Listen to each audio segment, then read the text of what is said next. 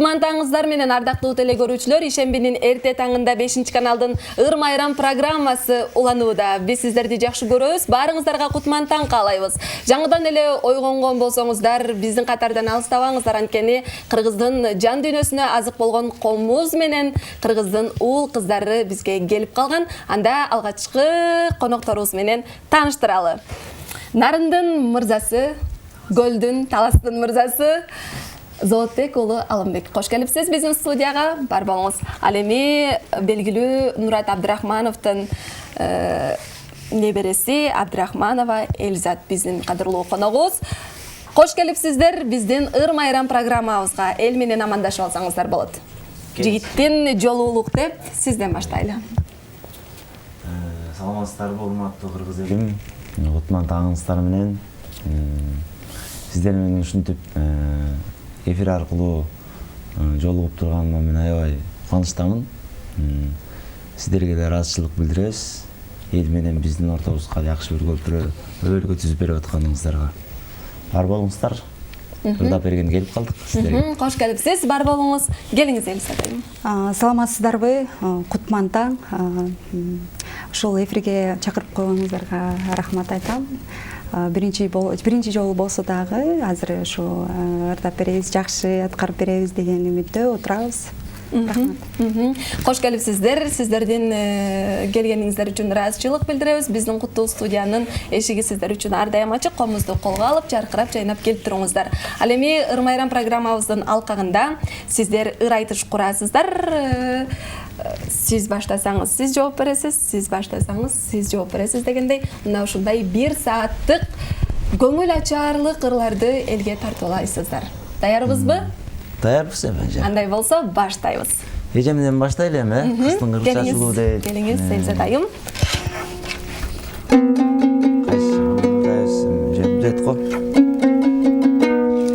Ушул Нурак Абдрахмановдун чоң атам деп кетсем болот.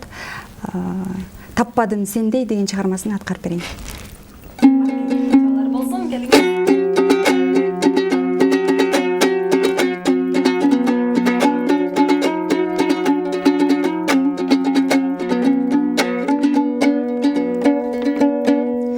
Жан дүйнөмдү үмүткө терме, кыялга берме.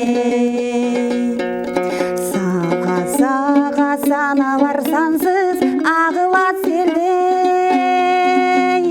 Карап карегим табып издесем да, бүт дүйнөдөн таппадым сендей, көрбөдүм сендей.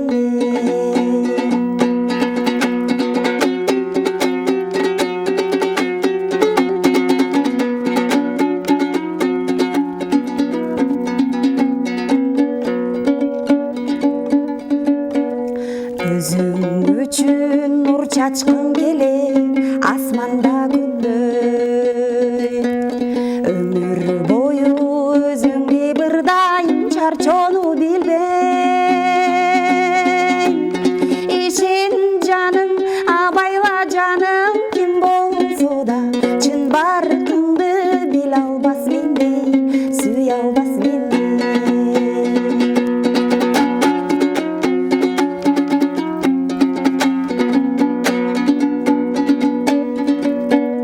Айдын көлдү айланып учкан жайдарым желдеп, сендей жанга көз арткан көптүр эч тынчтык бербей.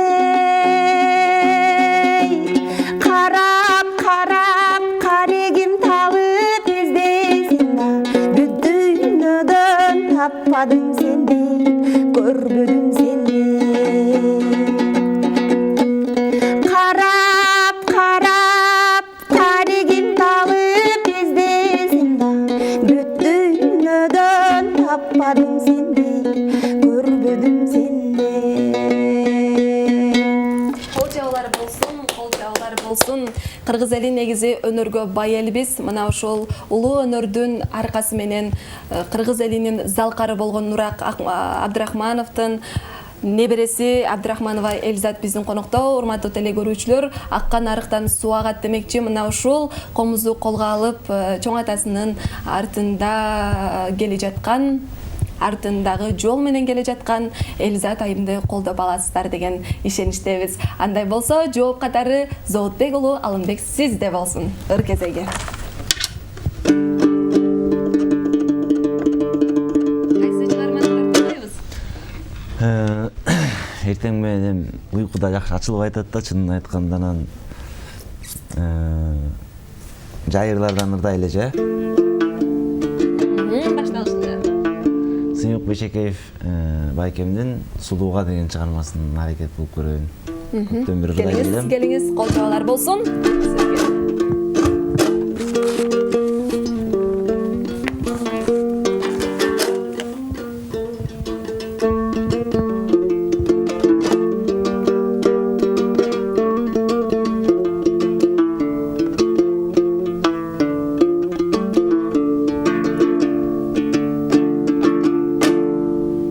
Булактай көздөрүң башкача экен, бул кечте сага эч ким жакпаса экен.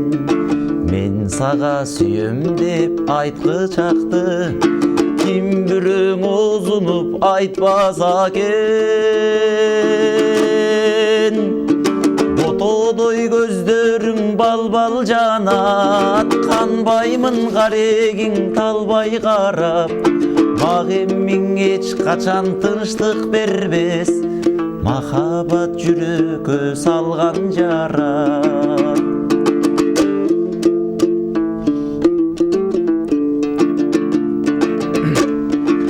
Мага сен сурандың келиң издеп, махабат ырырдап бериң издеп.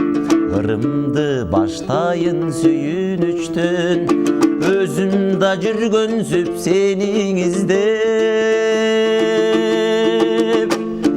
Ирмелген кирпигиң төгүлө тай, көздөрүң көзүмө өбүлө тай. Маңдайың жаркылдап күлүп бассаң, маралдай маңгайып көрүнө тай.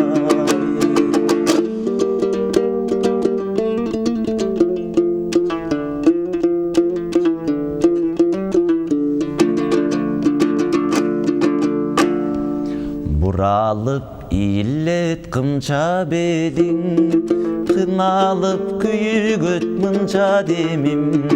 Ырымдын аягын бүтүрбөстөн, жанымда узакка турса дедим. Тартуулап көнүмө таттуу кумар, кой коет моюнуң аккусы мал. Татына көркүңө көз тийбес деп, тагылсам дедим мен сага тумар. Ирмелген кирпигиң төгүлө тай, көздөрүң көзүмө өбүлө тай. Маңдайың жаркылдап күлүп бассаң, маңкайып көзүмө көрүнө тай. Маралдай көзүмө көрүнө тай. Керемет чыгарма болду. Маралдай көзүмө көрүнө тай деп сизге ыр арнады. Анда кандай жооп беребиз?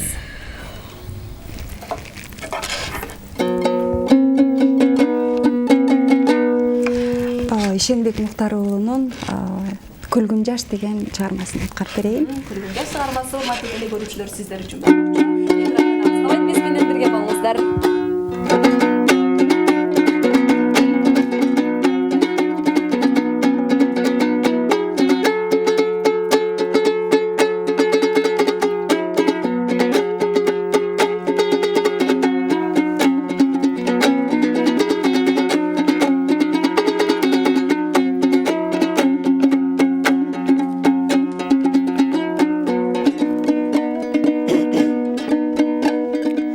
Таңдағы ғана чолпон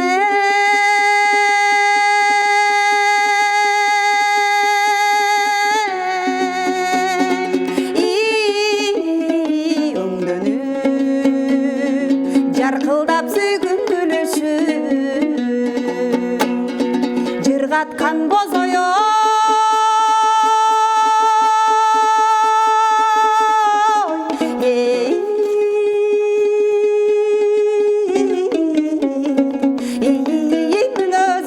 ой черген жаштыктын жыпар гүлүсү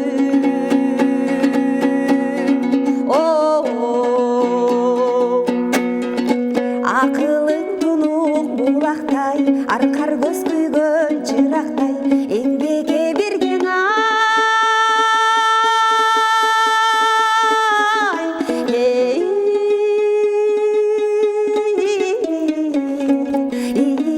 баратсам ой чиркин калбастыр арман тырнактай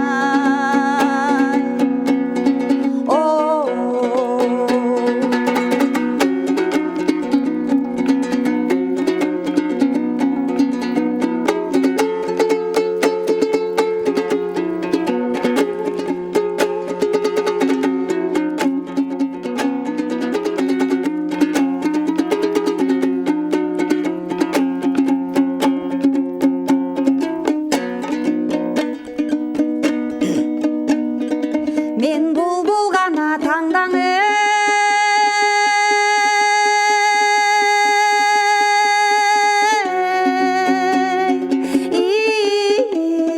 таңшыган сен бир гүл тоодо аңкыган абадагың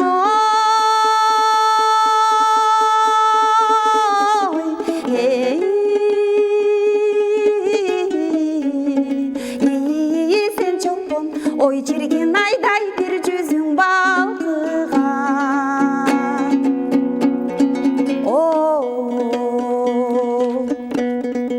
өмүрдүн алыс сапарын айдасак деймин кайыгым жаштыктын алдына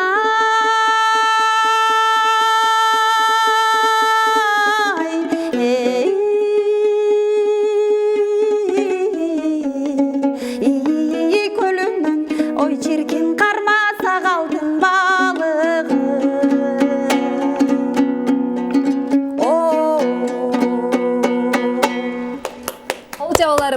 кол чабуулар болсун үнүңүзгө береке. Келиңиз дагы бир кайрып.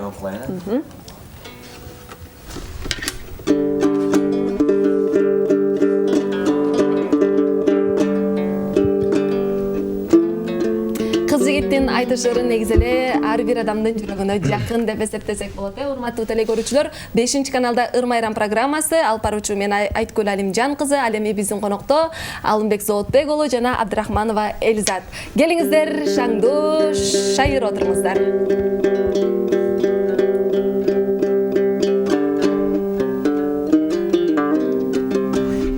Так, эжекеме жооп кылганда нарындан чыккан Калмурат деген байкебиз болгон, ушу Калмурат байкебиздин Сүйүмдүн формуласы деген чыгармасын аракет кылып көрөйүн. Келген чыгарма Сүйүмдүн формуласы.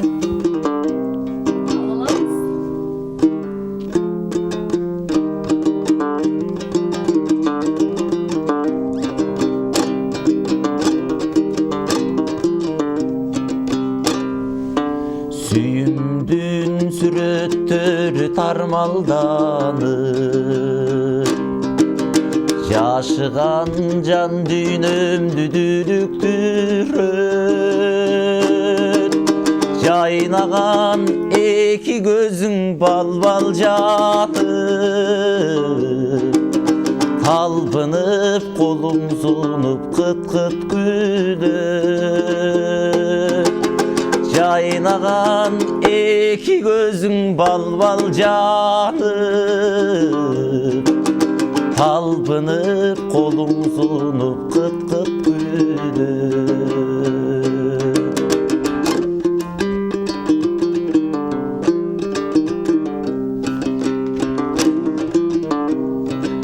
Эстелик боло бербейт гүлдүн бары, кыздарга кызылдарын ирге берем. Сен үчүн сыздап жүрүп ыр жаратып, өзүмдү terengdikten izdep kelem. Sen üçün sızdap жүрүp ırjaratıp, özümdü terengdikten izdep kelem.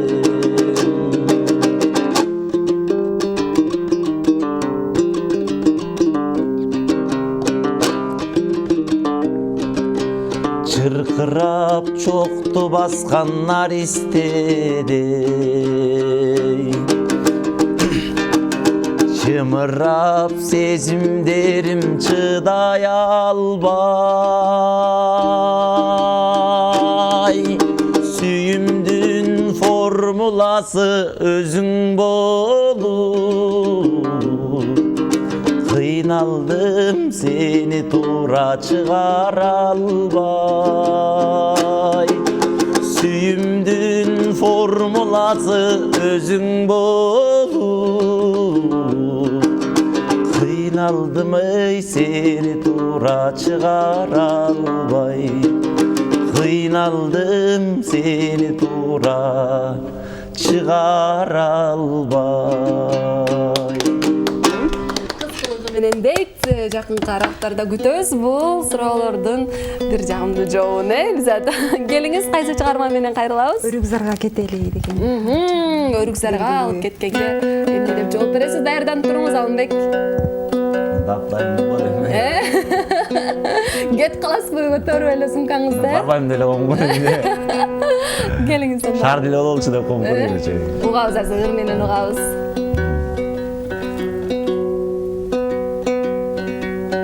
Өрүк зарга кетели.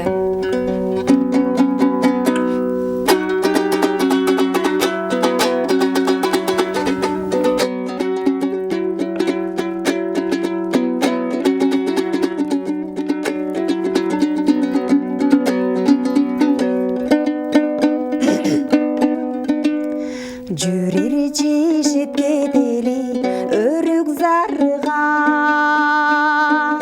сунушумду суранам четке какма. Айлуу түндө жолугуп сүйүбүзгө,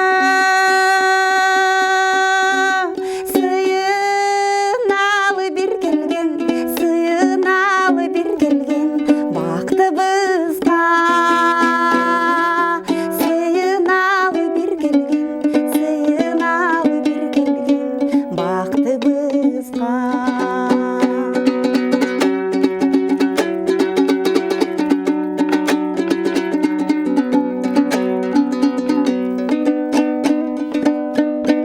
Мөл булакка баралы ай тоспону, ат жалында шамалга ойношкону. Кечектели бир келген бактыбыздан, өрүк зарга кетели, өрүк зарга кетели макул болчу. Өрүк зарга кетели, өрүк зарга кетели макул дечи.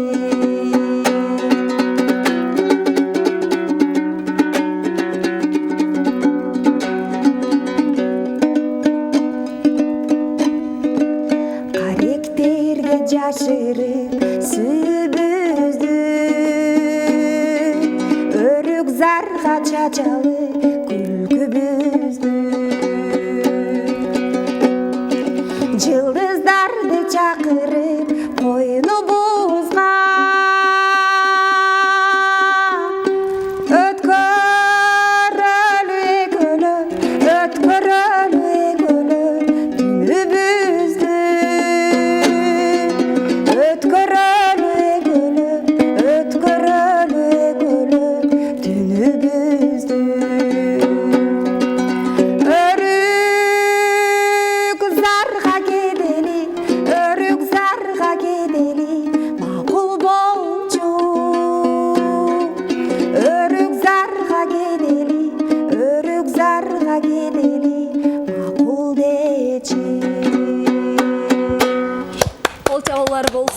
чалуулар болсун. Чынында эле керемет чыгарма. Баткендин кызы катары айтып койбосом болбос. Өрүксарга кетеличи деп бекеринен айткан жок. Анткени бул ушунчалык романтиканын гүлү деп айтсам болот. Анткени элестеткиле бул гектар болгон өрүк бак. А жазында болсо гүлдөгөн соонун өрүк гүлү. Барсаң өкүнбөйсүң дегенди айтсыз го жам. Ал эми жайында ошол эле бактыкка өрүктөр ушундай төгүлүп бушат. Күзүндө сары жалбырак, кышында карга оролгон бул керемет романтиканын жери десем болот. Алынбай кетпесеңиз болбойт, кетиңиз деп айтат элем. Кетесизби? Баткенден бирок баягы эмесин бир 2-3 жолу жакшылыктарына барып Баткенге барганбыз, Кыргыздын жакшылык тоюнун үстүнө. Анан Баткен аябай жакшы жер, бирок өрүк зарын көргөн жокмун. Элекем чакыралып бир барып өрүк зарын көрүп келет окшойбуз. Барып келиңиз. Чынында эле керемет жер. Пейли кенен эли, эр жүрөк эли, аларга биз даңк деп айтышыбыз керек. Мен аябай таң калганым эме болду да. Мен таң калганым менин таластын баласы катары.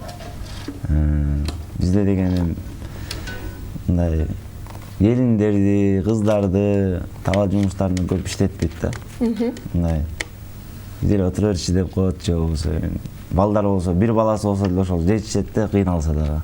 Баткенде мен көрдүм, аял эркектебей мыйзамды бирдей кармап, мындай талаа жумуш дегендерине, мындай тигил уят, бул уят дегендерин баарын мындай жыйыштырып коет экен да, мындай чисто өздөрү үчүн жашайт экен да, мындайча айткандачы.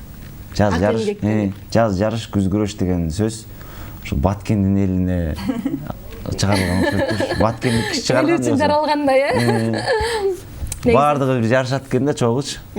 Туура айтасыз. Ошол анан бир чыгармада берейин, да? Туура айтасыз. Негизи эле Баткенде кыздар дагы ак эмгектенип, иш үстүндө ар дайым. Бизде ошо айта кетүүчү нерсе, биз башка жактарга салыштырмалуу кыздар эч жакка чыкпайт. Эч жакка барбайт. Ар дайым эле ушул сайма сайып, талаа иштерин жасап, бул ата-эне үчүн абдан чоң жардамчы, кыздардын милдети болуп эсептелинет да. Ошон үчүн Баткендин кыздары абдан сонун болот. Ошону айта кетпесем болбойт. Келиңиз. Мүмкүнчүлүктөн бай. Арнаган ырыңызды тартуулап койсоңуз болот.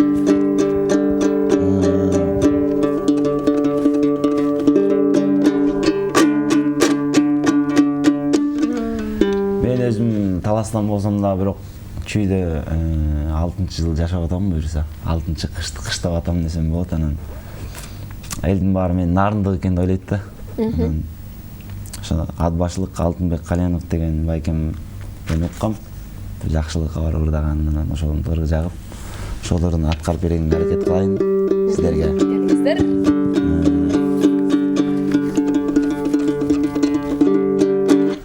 Жанышбек Кочкоров деген агайыбызга таандык. Кодойгон боюм сен үчүн деген чыгармасында аракет кылып коёбуз.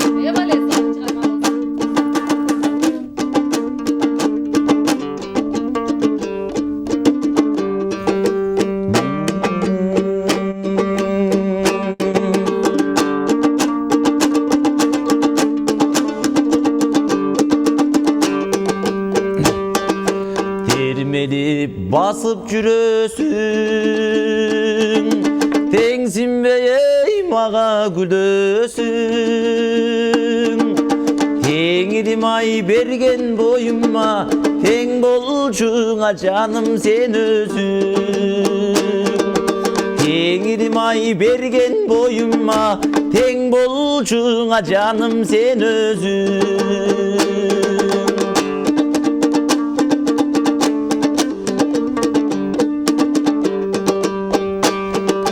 Kolumda komuz kim üçün, gülördün etçerdim sen üçün. Hoş koldu vay kolun sunsan eğer, kodoygona boyum sen üçün. Hoş koldu vay kolun sunsan eğer, kodoygona boyum sen üçün.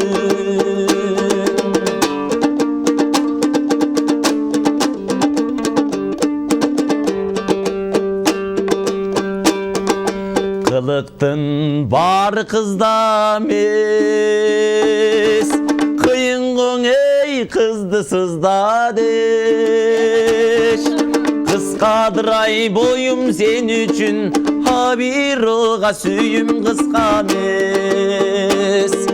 Kıskadır ay boyum sen üçün, ha bir oğa süyüm kıska mes.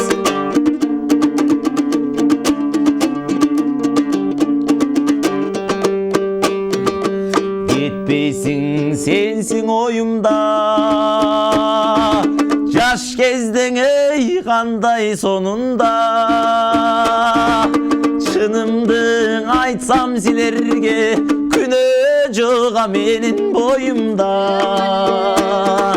Çınımdın aytsam silerge, küne joğa menin boyumda.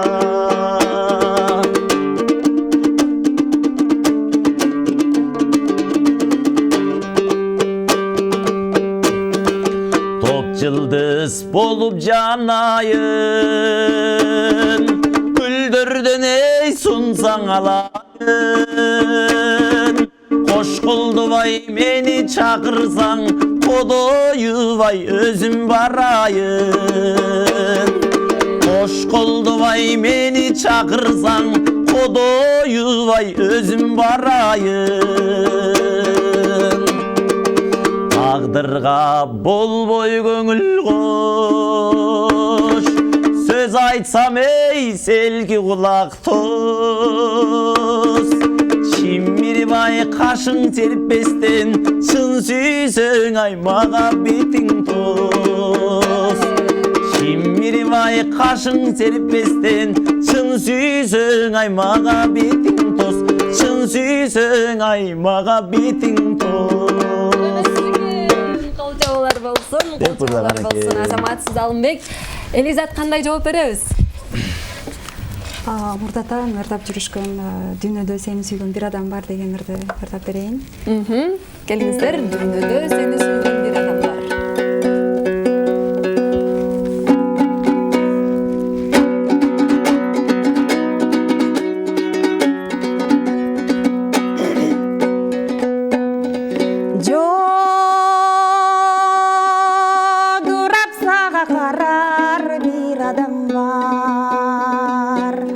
Жалбарып жүрөгүңдү сураган бари,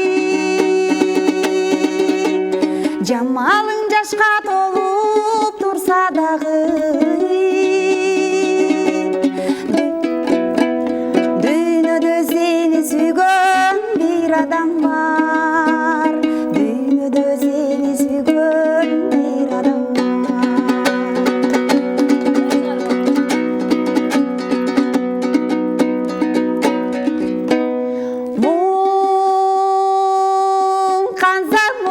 Жазар бир адам бар, оңайбай кыялына чыдаган бари.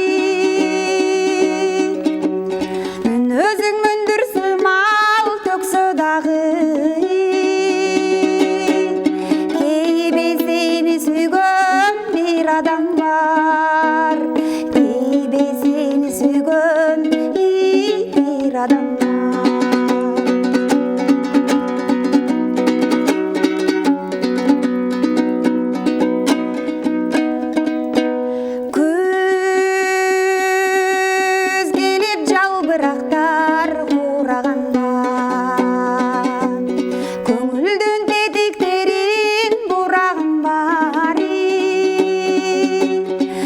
Өтүп махабаттуу жазда келери,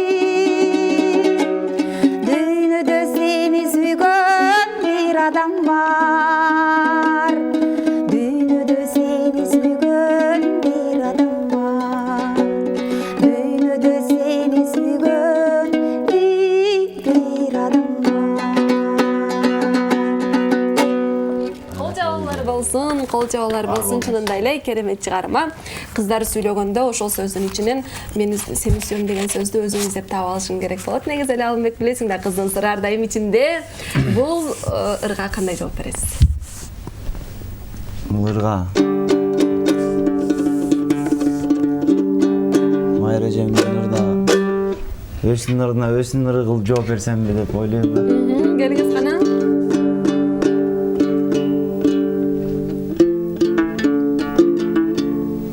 Сиздерге анда азыр эмен ырдап берсем деп ойлоп атам. Жеңи жок атабыздын Көк сулуу деген чыгармасын ырдап берейин. Эң сонун чыгарма. Эң сонун чыгарма. Майра эжемдин ырын өзүнө колдоноюн десем тиги текстин жакшы билбей калам. Көк сулууну ырдап берейин. Телекөрүүчүлөр, эфирде 5-канал ал эми Ыр Майрам программасы. Эч жакка алыстабаңыздар. Жеңи жок деген атабыз өткөн экен бир кылым мурда ошол жеңи жок атабыздын Көк сулуу деген ырын өзүм да жакшы көрөм. Кейде ырдап калам. Аккордеон менен ырдагандан кийин комуз менен ырдаш аябай кыйын болот экен. Ыр чөйрөдө жүргөн кишилер түшүнөт го анан. Калп айтып берсем 3-4 айдан бери ырдай элекмин го комуз менен. Аккордеон менен жүрүп анан. Сиздерге жеңи жок атабыздын Көк сулуу деген чыгармасы ырдап берейин. Табастан чыккан жеңи жок, тайма шаарга теңи жок. Аксыдан чыккан жеңи жок, айт шаарга теңи жок деген экен ошол учурда. Карбонуз керемет чыгарма, сиздер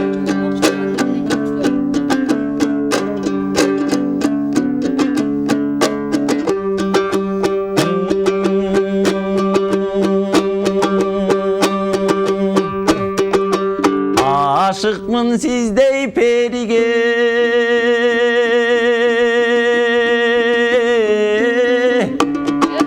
ayt albay sırım demigen adamdımınça kıynabay ayttırmay bilsen emine.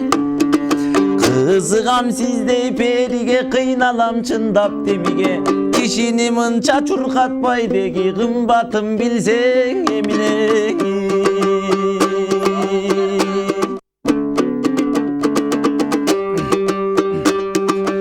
Gülgönde gülkün gümüşün,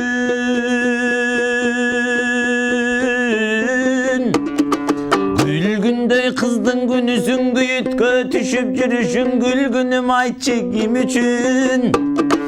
Gündörüm takır üzgüm jok küygüzüp süyümüdün, jark etse gülkün doy gümüşün, bay jarık er kızdın günüsün. Jarkıldap gülüp жүрүшүm da жалгызым aytçı kim üçün. Canыңdan astı men çıkkım jok, tegi can kızıp süyümüdün.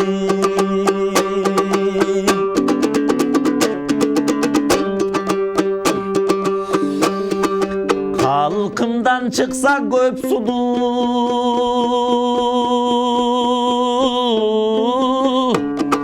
kalem kaşkara çaştığının kaltarı sensin gök sulu. Karacağa akınga kançalık aytsan hep sulu, elimden çıksa doy göp sulu. Endiksiz sulu kızlardından herkesi sensin gök sulu. Ençilep ergen doy tabiat, sakılı doy töp sulu. Hep de aytkan akınga sen, eki günden aytsan hep sulu.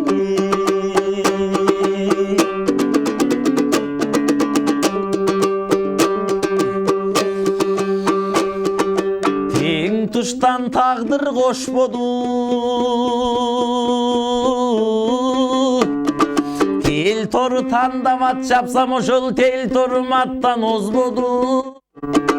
Teğirim saldı bul kaygım tek jatkandartım kozbodu, kurdaştan tağdır doy koşbodu. Kuladan tandavat çapsam men kuvantıp attan doy ozbodu. Kudayım saldı doy bul işte, kusadardartım kozbodu. Kuvuşup oynop bir жүргөн bizdi kurbuluğa kıynay tokşodu.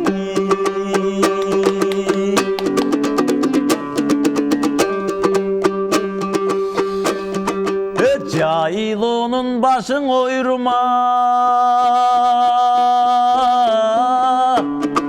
Camalın düştün ey oyuma. Jaktırıp özüm çalındım senin caşıldan caygan toruna. Kış tonun başın oyruma, kılığın düştün oyuma. Kızıgıp özüm çalındım senin kızıldan caygan toruna. Kızıktın işi kurusun, peki kızıgamay birge boduğa.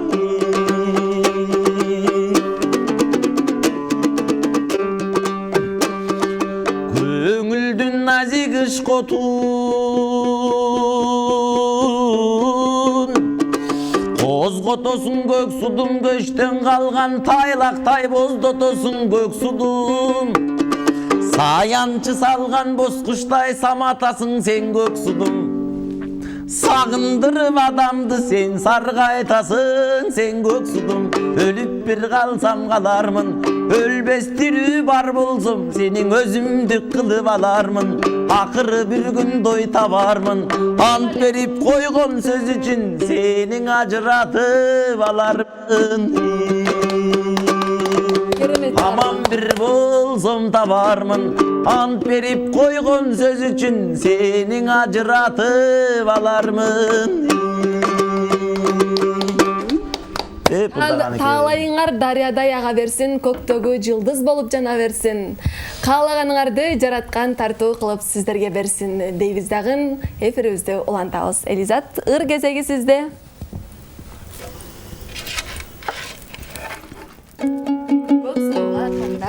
Абдан сонун чыгарма болду. Азыркы мен ырдай турган чыгарма бул жүрөк сыры деп аталат. Жүрөк сыры. Келиңиздер. Муктар уулунун.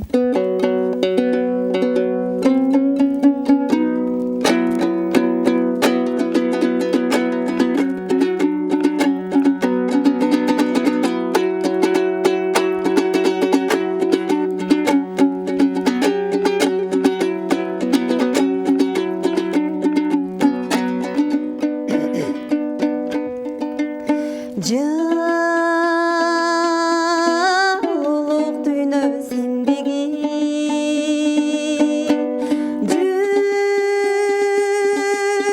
жүрөктүн кылын тербеди,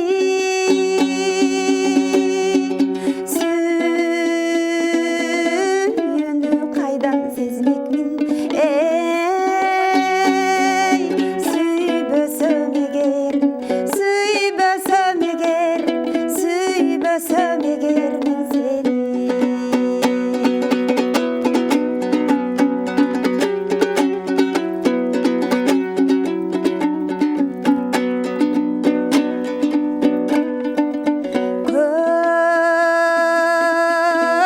Көркүңө жок той теңдеши,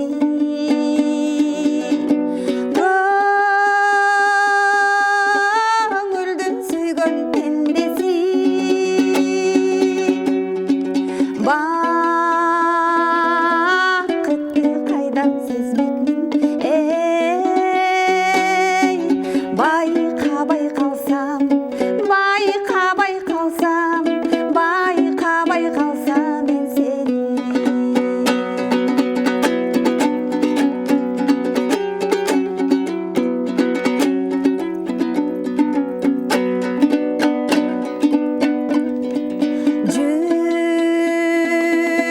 Жүрөктүн сезбей арзусу,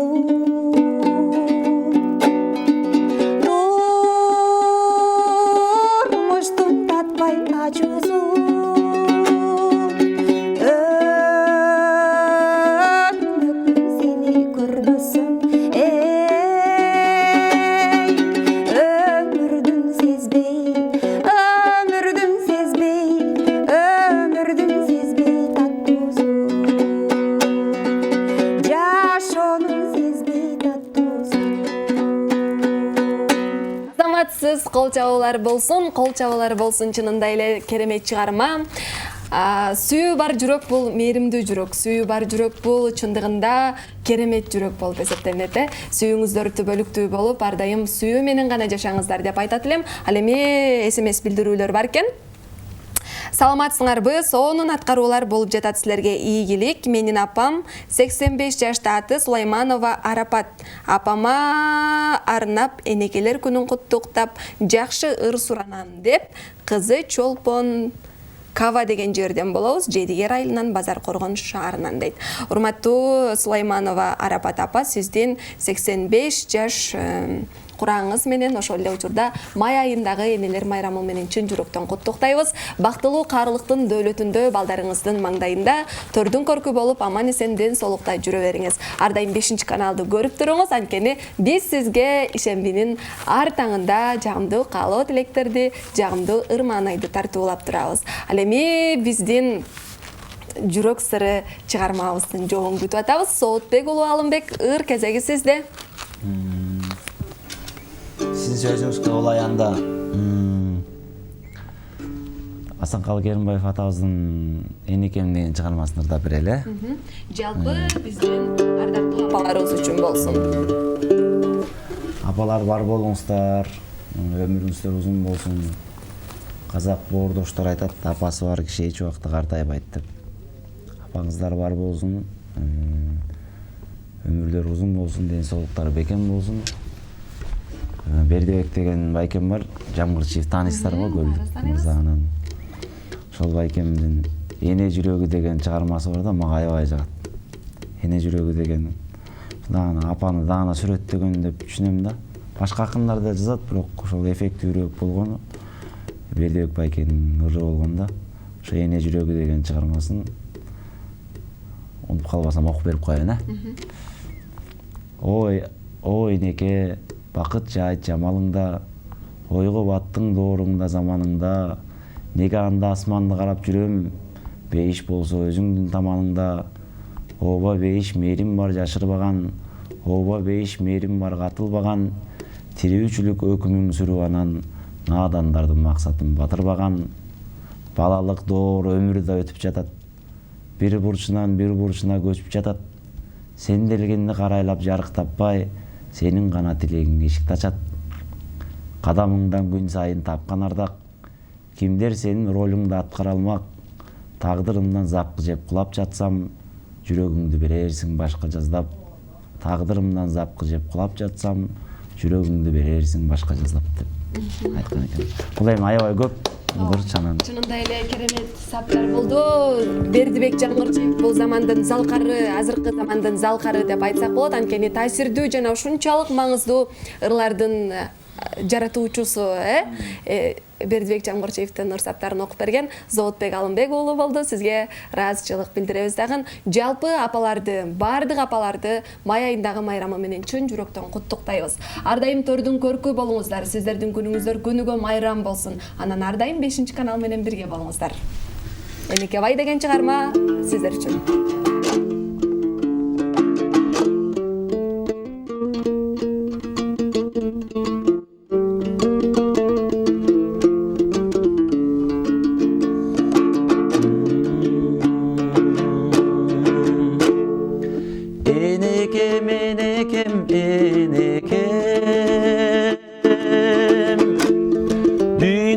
Табылгыс берекем, мен дагы дени сак болоюна, оорубай жүрөгөр сенесен.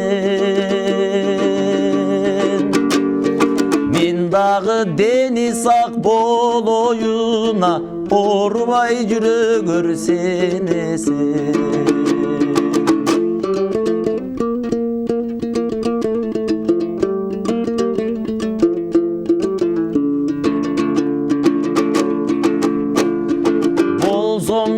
Атасы баланын,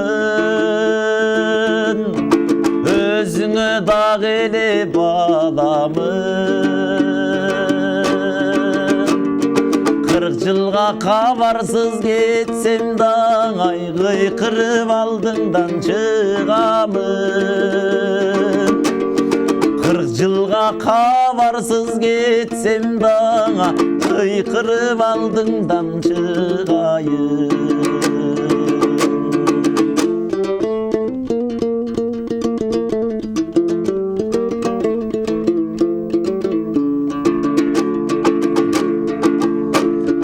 Жашоого от болуп жагылдым,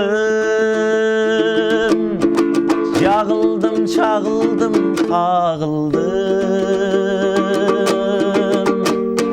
Мени миң эч кимден таба албаса, энелик меримиң сагындым. Мени эч кимден таба албаса, энелик меримиң сагындым. Мени эч кимден таба албаса, энелик меримиң сагындым. апалар бар болсун. Алар бар болсун. Жашартып, бул дүйнөгө тапкан апа, жаманыңды дагы жаккан апа. Сиздерге ийилип таазим этебиз, урматтуу апалар. Май айындагы майрамыңыздар менен чын жүрөктөн куттуктайбыз. Чынында эле SMS билдирүүлөр абдан көп келип жатат. Мен карабай калып жатамын. Жаңы эле бизге келген SMS-ти окуп кетейин. Жалпы Кыргыз элинде болуп жаткан май айындагы майрамдар менен чын жүрөктөн куттуктайбыз. Баткен областынын Кызыл Бел айылындагы апамды майрамы менен куттуктап коюңуздар дейт. Апасынын аты Гапарова Дилбар дейт. Келиңиздер, урматтуу телекөрүүчүлөр, май айындагы апалардын майрамы менен дагы да болсо куттуктайбыз. Ал эми Баткен областындагы Гапарова Дилбархан апабызга чын ден соолук, узун өмүр каалайбыз. Кийинки чыгарма Элизат айынан болсун. Дагы бир SMS билдирүү бар экен. Салам 5-чи канал телеберүүсүнө Элизат Абдрахманова, талантыңыз өркүндөй берсин, үнүңүзгө береке, кайныңыз шафкат. Рахмат.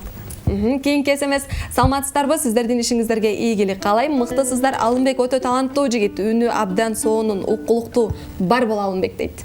Рахмат. Силердин ишиңерге ийгилик каалоо менен силерге ден соолук жана тунук эфир каалаймын. Алга 5-чи канал деген экен. Сиздерге терең ыраазычылык билдиребиз. Ал эми кийинки ыр десте Абдрахманова Элизат айынан болмокчу. Кабыл алып коюңуздар. Бардык апаларды чын жүрөктөн куттуктайм. Май айындагы майрамдар менен. Ошондой эле азыркы жазган SMS билдирүүлөргө чоң рахмат. Ак тилек деген чыгармамын.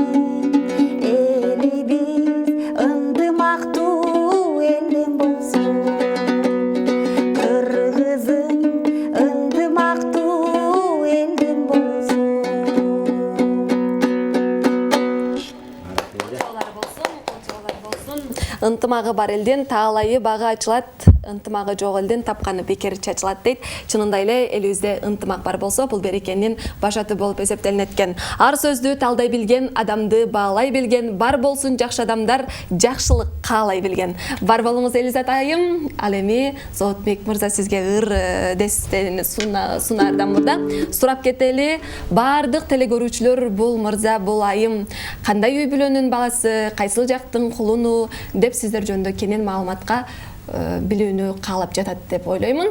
Андыктан өзүңүздөр жооп берип кетсеңиздер. Мен айта берейин. Жооп берип анан ырсынабыз. Мен атым Алымбек, фамилиям Зоотбек уулу. Атамдын уулу Аргымактын уулу деп коет го, Кыргызстан. Анан Таластан болом, Талас районунун Манас айылынын кулуну. Дыйканын үй бүлөсүндө чоңойгом. Атам тракторист болгон. Мен де кичинекейимде трактор айдап жүрүп анан ырдаган үйрөнгөм. Азыркы учурда ошо мүмкүнчүлүктөн пайдаланып бир туугандарыма Аманбек деген байкеме, Билим деген апчеме, Акматбек деген иним бар, ошолордун баарына салам жолдойм. Ата-энем да бар болсун, атам, апамдар ден соолугу бекем болсун дейин. Бул эфирге күнү келе бербейбиз го негизи. Ошол Таластан болом, Талас элине, жалпы кыргыз элине жалпы тынччылык, жакасы аман болсун деп Эшен Кулагайым айтчу да. Кыргыз элинин жакасы аман болсун деген сөз бул аябай жакшы сөз да. Жакабыз аман болсо, өйдө кыргызстан тышкары болсок, жакшылыкта көрүшкөндү Кудай насип кылсын дейли. Негизи эле адамдын элине кылган эң чоң жакшылыгы бул жакшы тарбиялуу уул кыздарды өстүрүү болуп эсептелинет экен. Мына ушундай талантты өстүрүп, чоңойтуп, багып, эл арасына эл уулу кылып кошуп берген Алымбектин ата-энесине ыраазычылык айтуу менен биргеликте бүгүнкү май айындагы майрамдары менен да чын жүрөктөн куттуктайбыз. Бар болуңуздар. Ал эми чыгарманы сунуштап ырдай берсеңиз болот. Рахмат. Тиги азыр ырдайын ырдын астында будан 4 жыл мурда мен Ысык көлгө барып анан Элиза деген эжем бар Ысык көлдө. Анан Элиза эжем аябай мындай көл эже да. Өзү да көлдөн, анан пейили да көлдө ал эжемден. Ошол таанышып, көлгө барганда үйүнө барып, чай ичип турабыз. Эжем менин бир тууган энесиндей көрөт. Ал эжемдин далай тойлорунда кызмат кылганбыз. Эжекем болсо бизде көлгө барган сайын тосуп алып, коноктоп, көлдөрдү күтүп алчу кишиң болсо жакшы да. Өзүң үйүңө барганда бутуңду тияка ыргытып, бияка ыргытып, калпагың чечип барып отуруп каласың. Бирөөнүн үйүнө барганда кызылы бересиң го. Тигил үй биздин өзүбүздүн үйдө болуп калган, анан мүмкүнчүлүктөн пайдаланып ушу Элиза эжемдин уулу Нурдин деген баласы бар эжемдин. Ошол Нурдин деген баланын бүгүн туулган күнү. Эң сонун. Анан туулган күнүң кут болсун, бар бол, аман бол. Комузда чертип коет бул жигит. Комуз чертсең, шаарга келсең, Кудай буйруса, тойлорго чыгабыз. Ата-энеңдин кашында аман бол. Ата-энең сыймыктанган, кыргыз эли сыймыктанган жакшы уулдардын катарын толукта. Түгөнбөй сагырыбыз кенен тилек бар, жүзүгө чыгыңыз деген ак тилден каалоо айтабыз. Бүгүнкү Нурдин сенин туулган күнүң менен деп сага жана Роза Аманова эжекебиздин Ак куум деген чыгармасын аракет кылып көрөйүн, Арнап бересиз да? Туулган күн ээлерин баарыбыз дагы куттуктайбыз. Бар болуңуздар, жаркып, жайнап, жакшылыктардын үстүндө гана жүрө бериңиздер. Эгер комуз чертем десеңиз, Алымбекке шаарга келсеңиз болот экен. Мына ушуну баса белгилеп айталы. Бар болуңуздар, чыгарманы улантабыз.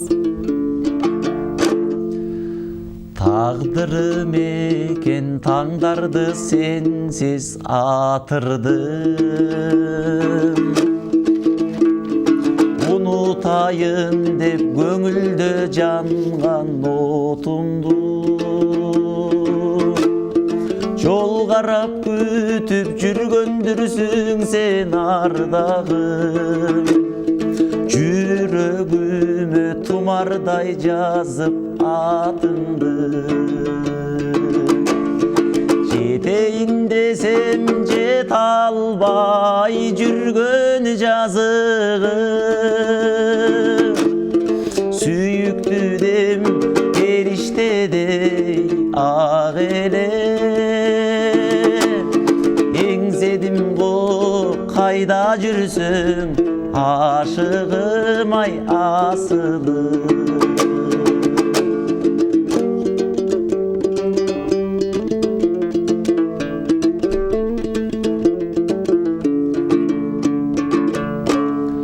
Толкуттуң менің есіме түштің термеле. Ашығым менен қадырың білдім мен сенин. Кечирчи жаным, кайрылбас кайра көктөмүм. кечирчи мени өткөргөн өмүр өрнөгүм жетейин десем жете албай жүргөн жазыгым сүйүктүдем периштедей ак эле эңседим го кайда жүрсөң ашыгым ай асылым. Кол жабуулар болсун. Рахмат. SMS билдирүүлөрдү кезек берели. Саламатсыздарбы? Сиздердин ишиңиздерге ийгилик каалайм. Мыктысыздар, Алымбек өтө сонун, таланттуу жигит. Үнү да абдан сонун экен, бар болсун дейт. Саламатсыздарбы? Мен неберемди туулган күнү менен куттуктап коюңуздарчы Токтогулдан Терек суу айылынан жазып жатам дептир. Неберемдин аты Имарат дейт. Саламатсыздарбы? 5-канал эң сонун канал. Кайненем комуз коштоосун жыргап көрүп отурат. Экөөсү тең өтө таланттуу экен дейт. Кайненем үчүн шаңдуу ырларды ырдап койгулачы сураныч. Ноокат району Төөлөс айылы дептир. Келиңиз. Кайсы чыгарма менен кайрылабыз? Ой бериңиз эжекем. ошол эле азыр Роза Аманова эжекебиздин ырын аткарып берди, Албек. Мен дагы ошол эжекебиздин ырын аткарып берейин. Жандай көргөн адамым деген. Ошондой эле туулган күнү менен куттуктайм, ким небереси деп атабы, э? Ооба. Туулган күнү ээлерин баарыбыз чын жүрөктөн Чын жүрөктөн куттуктайбыз.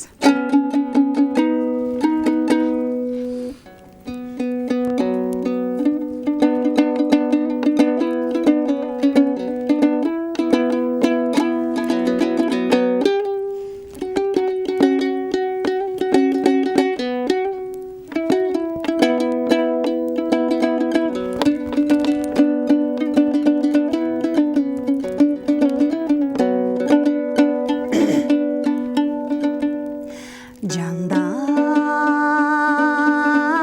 көргөн жаркын адамым, жаркылдаган жаздай жамалым, канжаныма канат бүтүрүп, кандайсың деп, кандайсың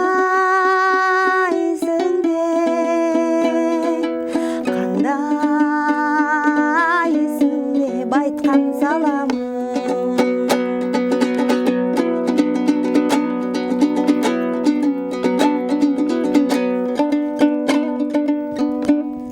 Жандай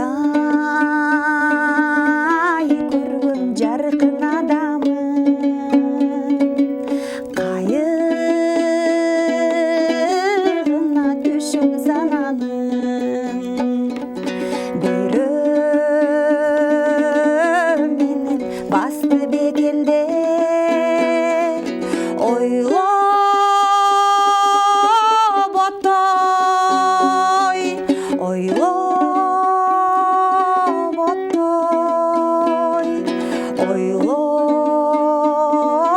оттой күйүп жанамын.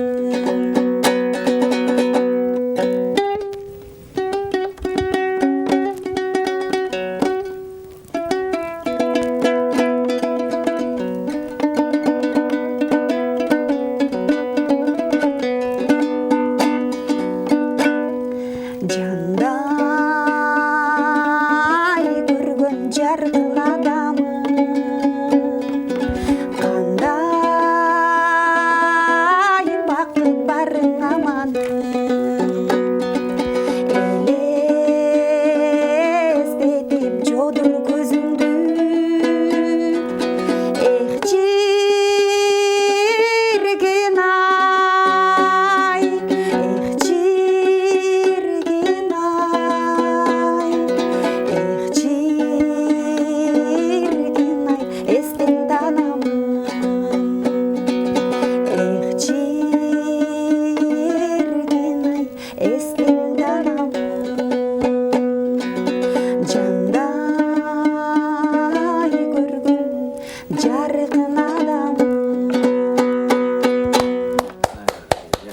Азаматсыздар, жандай көргөн жаркын мекендештерибиз, урматтуу 5-каналдын көрүүчүлөрү, биздин ишембинин эрте таңында башталган 2 сааттык ыр майрам программабыз дагы аягына келип жатат. Биз биз менен бирге болгонуңуздар үчүн ыраазычылык билдиребиз, жакшы көрөбүз, коштошпойбуз, эмки берүүдө кайрадан амандашабыз. Ал эми биздин кадырлуу конокторубуз болсо, эл менен коштошуп алсаңыздар болот. Келиңиз, сиз. Жалпы саламатта туруңуздар. Ошондой эле кийинки дагы эфирлерге катышабыз деген үмүттөбүз. Бүгүн сиздер биздин чыгармаларыбызды кут коюп уккандарыңызга чоң рахмат. Бар болуңуз. Биз сиздерди жакшы көрөбүз деп коюшпуза.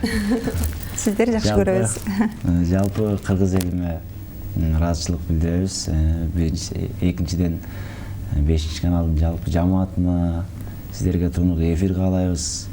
Жана башында айтып кеткендей, биз менен элдин ортосунда көпүрө болгон ушул телеберүүлөр, ошонун арасынан 5-канал өмүрү узун болсун, 5-каналдын эмеси абоненттери деп коет го, орусча абоненттери да көп болсун. Бар болуңуз. Иштериңиздерге ийгилик, жалпы жамаатыңыздарга айтып келе жатам, ушул жерден агарып көгөрүңүз, сиз болсо. Тарак бир жерден көгөрөт дейт. Ооба, сиздерге да рахмат. Бар болуңуздар. 5-каналына рахмат. Рахмат сиздерге. Негизи эле жакшы күндө, жакшы таңда сиздер менен баарлаштык, ырдадык, жер жаздык. Ал эми келген билдирүүлөрдүн баарын окуганга жетишпей калдык. Эмки берүүдө жолукканга чейин сак саламатта туруңуздар. Бүгүнкү эфирдин алып баруучусу мен Айткүл Алимжан кызы. Сиздер менен эмки берүүдө амандашканча сак саламатта туруңуздар. Биз сиздерди жакшы көрөбүз.